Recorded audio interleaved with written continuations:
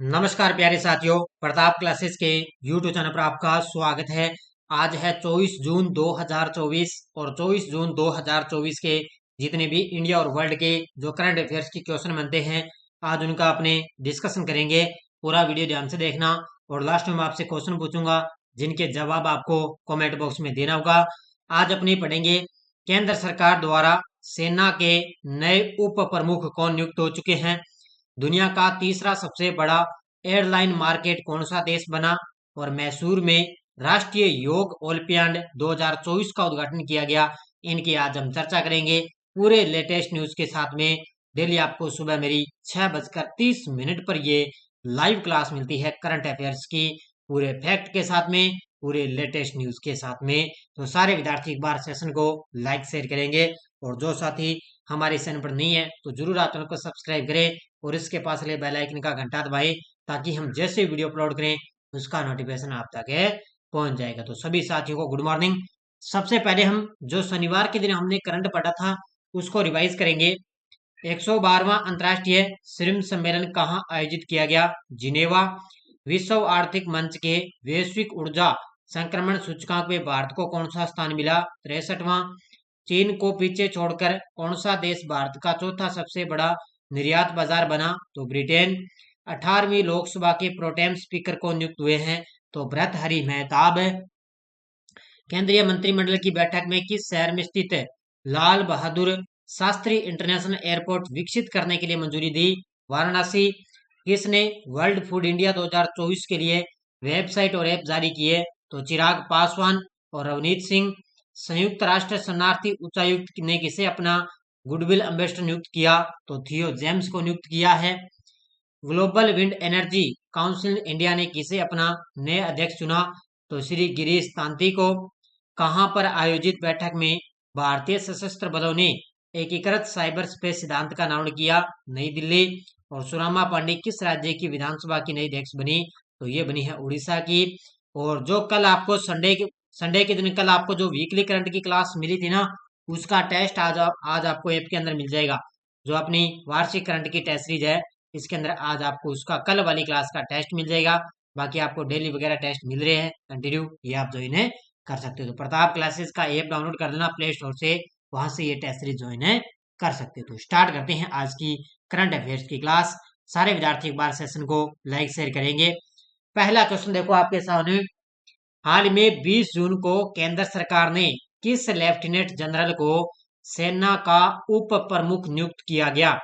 तो कुछ दिन पहले मैंने आपको बताया था कि सेना के प्रमुख बने थे कौन है? सेना के प्रमुख बने थे उपेंद्र द्विवेदी। कौन बने थे? उपेंद्र द्विवेदी सेना के प्रमुख बने थे।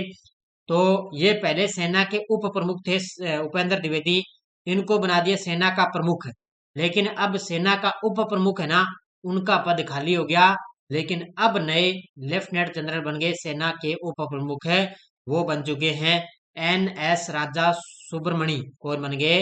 एन एस राजा सुब्रमणी हैं, वो अब सेना के नए उप प्रमुख नियुक्त हो चुके हैं। तो 20 जून को केंद्र सरकार ने इनकी नियुक्ति को मंजूरी दे दी है। देखो 20 जून को केंद्र सरकार ने लेफ्टिनेंट जनरल एन एस राजा सुब्रमणी को सेना का उप प्रमुख नियुक्त करने की मंजूरी दी। वे लेफ्टिनेंट जनरल उपेंद्र द्विवेदी की जगह लेंगे। उन्होंने किसकी जगह ली है? उपेंद्र द्विवेदी की। एन एस राजा सुब्रमणी वर्तमान में आर्मी की मध्य कमान का ये नेतृत्व कर रहे हैं। इसके अलावा एन एस राजा रक्षा मंत्रालय के मुख्यालय में सैन्य खुफिया उप महानिदेशक भी रह चुके हैं। तो ये सैन्य खुफिया के उप महानिदेशक भी रह चुके हैं और अब इनको सेना का उप प्रमुख नियुक्त कर दिया। एन एस राजा सुब्रमणी को नियुक्त किया। हाल में कौन सा संगठन 2029 में पृथ्वी की कक्षा में तारा लॉन्च करेगा? कौन सा संगठन है 2029 में पृथ्वी की कक्षा में तारा लॉन्च करेगा? ये देखो इस प्रकार पृथ्वी की कक्षा के अंदर एक प्रकार से तारा लॉन्च करेगा और वो करेगा नासा। कब करेगा? 2029 के अंदर लॉन्च करेगा। कौन सा संगठन है? नासा के द्वारा लॉन्च किया जाएगा। तो नासा के वैज्ञानिक पृथ्वी की कक्षा में आर्टिफिशियल स्टार 2029 में लॉन्च करेंगे। यह लॉन्च बॉक्स के आकार का एक छोटा उपग्रह, इसका नाम रहेगा क्यूब सेट। ध्यान रखना, एक छोटा उपग्रह ये क्यूब सेट है। इसे पृथ्वी से करीब 35,785 किलोमीटर दूर कक्षा में स्थापित किया जाएगा।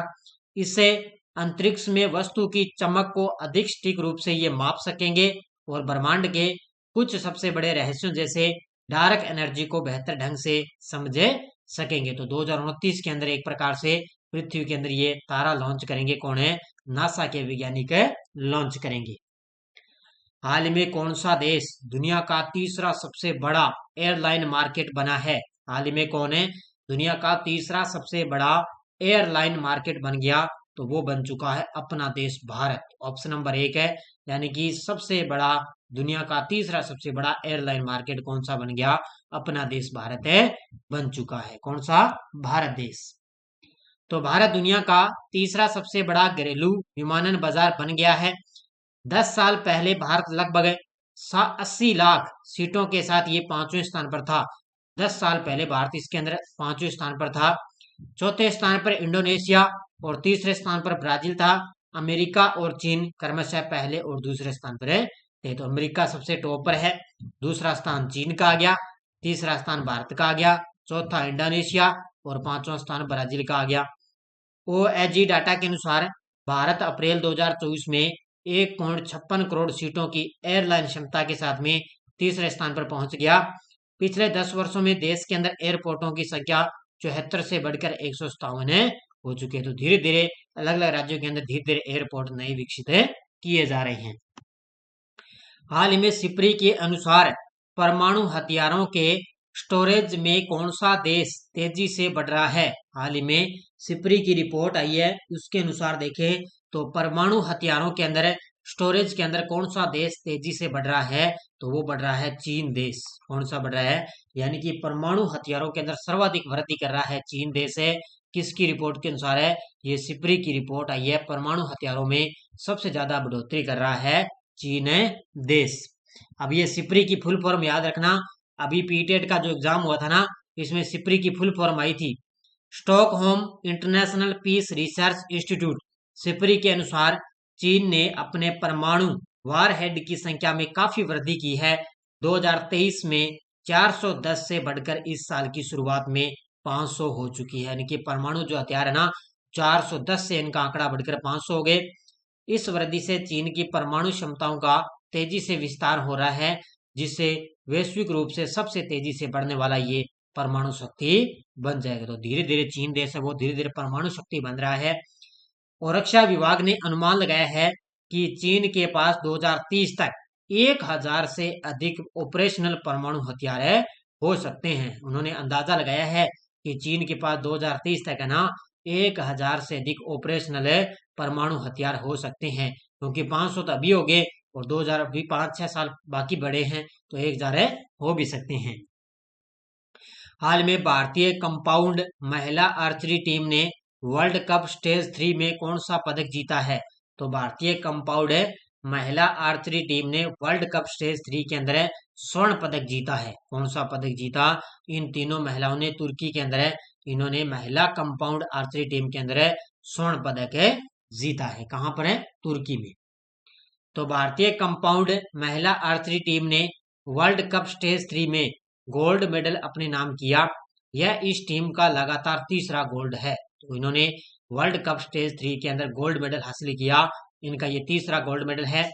इससे पहले उन्होंने इस साल शंघाई में अप्रैल में वर्ल्ड कप स्टेज 1 और मई में येचियोन में वर्ल्ड कप स्टेज 2 में गोल्ड मेडल जीते। अब तुर्की में ज्योति सुरेखा वेनम, अदिति स्वामी और परनीत कौर की टॉप सीड ने भारतीय टीम ने फाइनल के अंदर एस्टोनिया को हराया है। तो इन्होंने इसके अंदर स्वर्ण पदक जीत लिया। हाल में किसने military institute of technology Pune के कमांडेंट के रूप में पदभार किसने संभाला है? तो ये तस्वीर में आप देख सकते हो, ये है, ध्यान रखना, नेशनल डी सूजा। कौन है? नेशनल डी सूजा है। इन्होंने military institute of technology Pune के अंदर इन्होंने कमांडेंट के रूप में इन्होंने पदभार संभाला है। किसके अंदर है? Military institute of technology. कौन है? नेशनल डिसूजा ने। ये तस्वीर में आप देख सकते हो। अब देखो, rear admiral national Nelson D'Souza ने एयर वाइस मार्शल विवेक बलोरिया से military institute of technology Pune के कमांडेंट के रूप में पदभार है संभाला है। तो ये आपको बार आपको पता है, जो विवेक बलोरिया है ये पहले थे, इन्होंने इससे पद संभाल लिया है। नेल्सन डिसूजा ने इन्होंने पद संभाला। Defence services staff college Wellington और नेवल वॉर कॉलेज गोवा के एक निपुण छात्र है डियर एडमिरल डिसूजा ने मार्च 1991 में कमीशन होने के बाद से भारतीय नौसेना में अनेक प्रमुख पदों पर उन्होंने अपनी सेवाएं दी है। तो बड़ा गजब का पॉइंट है, याद रखना इसको अच्छी तरह से।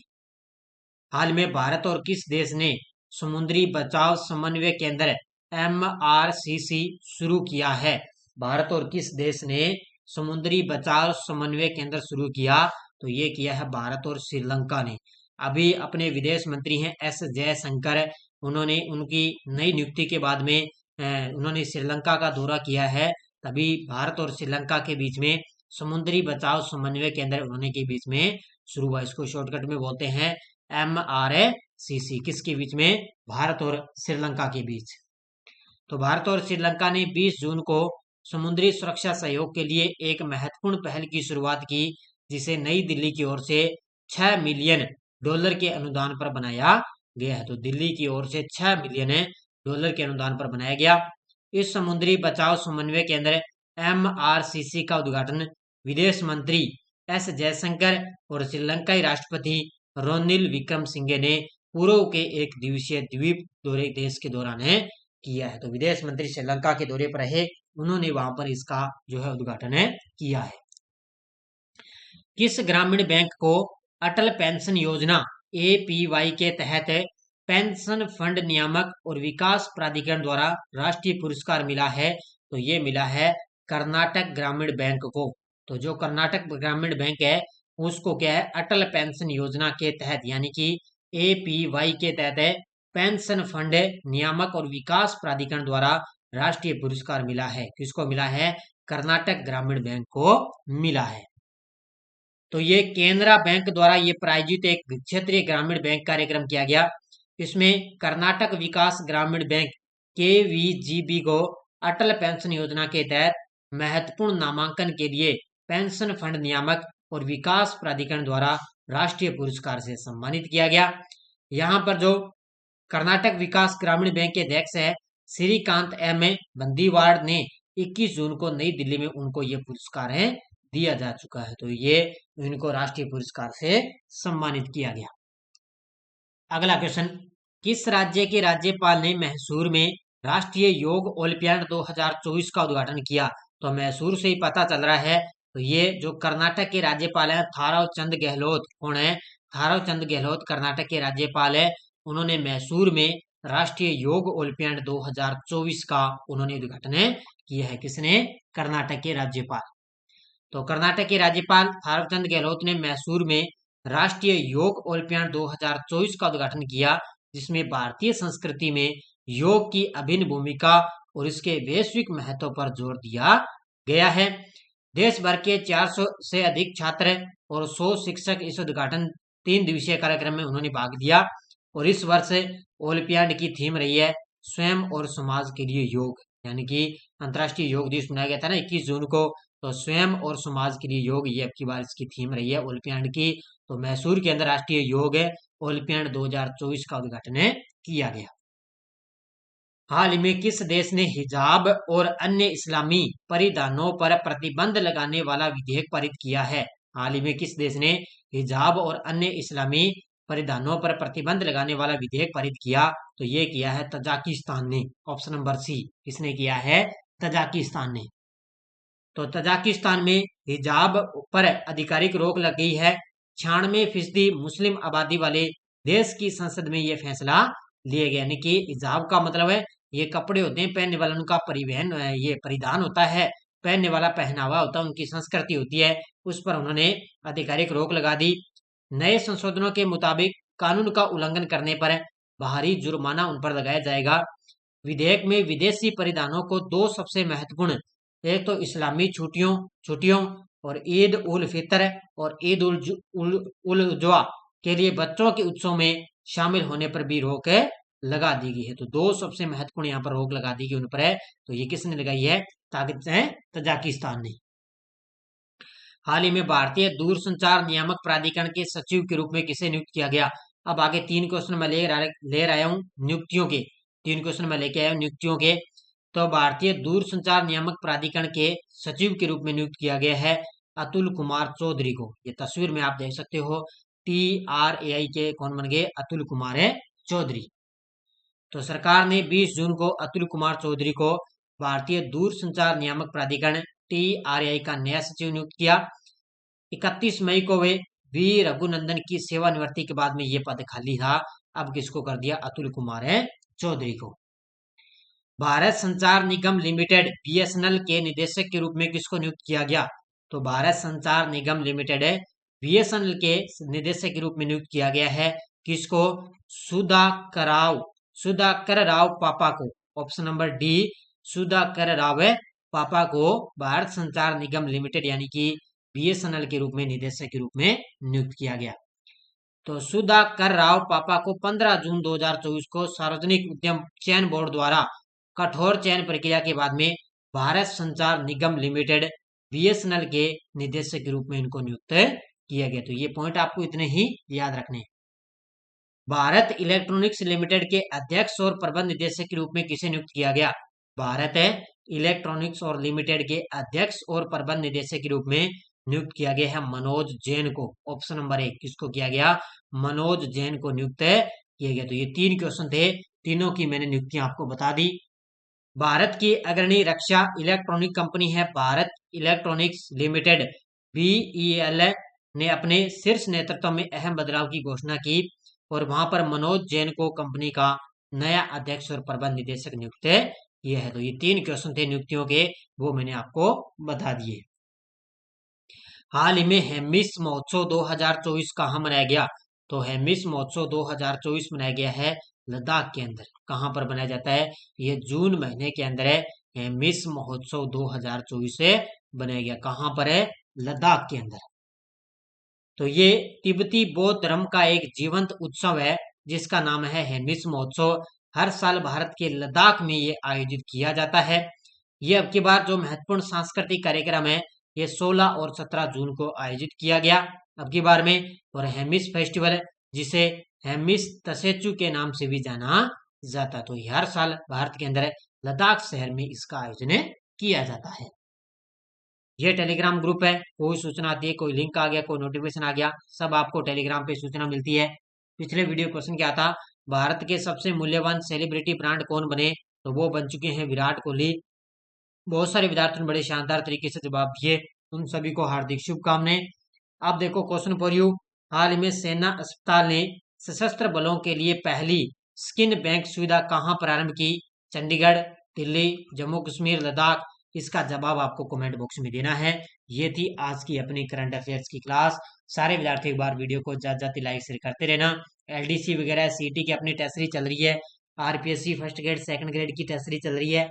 और कोई साथी स्पेशल अगर पटवार की विज्ञप्ति आने वाली है और पटवार के लिए आप ये करंट अफेयर्स की टेस्ट सीरीज ज्वाइन कर लेना, क्योंकि पटवार का वैसे ही विज्ञप्ति पूरी आने के चांसेस बन चुके हैं। और ये करंट की टेस्ट सीरीज ज्वाइन कर लेना, क्योंकि पटवार के अंदर भी करंट अफेयर्स के 10 क्वेश्चन आएंगे। तो बढ़िया तरीके से आप टेस्ट सीरीज ज्वाइन कर लेना। मैं कहता हूँ करंट के अंदर ये पटवार भर्ती के अंदर आपका यहाँ से करंट का क्वेश्चन बाहर जाएगा नहीं। वो बाकी अपने इंडियन पॉलिटी है और फर्स्ट ग्रेड की कोई साथी तैयारी कर रहे हैं तो अपने स्पेशल भारत राजस्थान का करंट आपको दिया जा रहा है। तो धन्यवाद, जय हिंद, जय भारत।